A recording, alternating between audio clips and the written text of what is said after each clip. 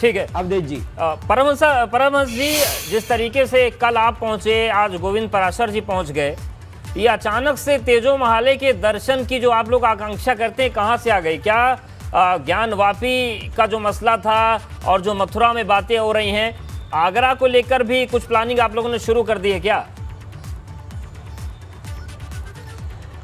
देखिए, बात यहाँ नहीं है। बात यह है कि जैसे हम तो पहली बार गए और जाने के बाद जब मुझे ये कहा गया कि एक कलर नो एंट्री है, तो ये भगवा का अपमान केवल ये जगत गुरु परमहंस आचार्य का अपमान नहीं है, ये सनातन संस्कृति का अपमान है, सभी साधु संतों, सभी धर्माचार्यों का अपमान है, सभी हिंदूवादी संगठनों को ये चुनौती दी गई है, सभी हिंदू भाई बहनों का अपमान है।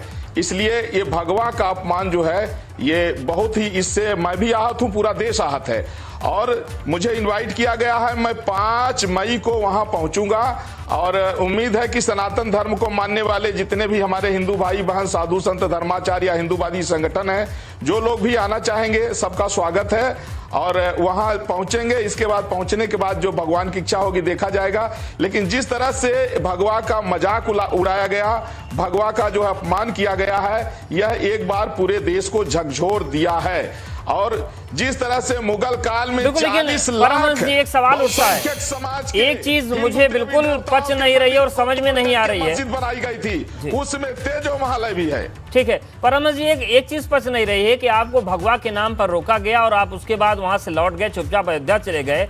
आप तो वो संत हैं जिन्होंने आत्मदाह के लिए अपनी चिता सजा दी थी। मुख्यमंत्री योगी आदित्यनाथ को मजबूर होना पड़ा, आपको उन्होंने मनाया, गिरफ्तारी भी करनी पड़ी प्रशासन को। तो जो इतने मुखर और उग्र संत हो धर्म के लिए, तो कल आप लौट कैसे गए अयोध्या? आपने कहीं शिकायत दर्ज नहीं करवाई? क्योंकि अगर रंग के नाम पर कोई भेद हो रहा है तो ये तो अपराध भी है। नहीं,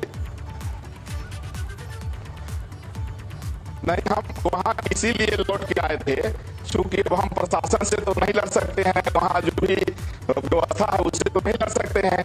हम वहाँ से लौट के इसलिए आए कि हमारी प्लानिंग थी कि हम माननीय होकर आएंगे, वहाँ की तरफ से भगवान का अपमान किया गया।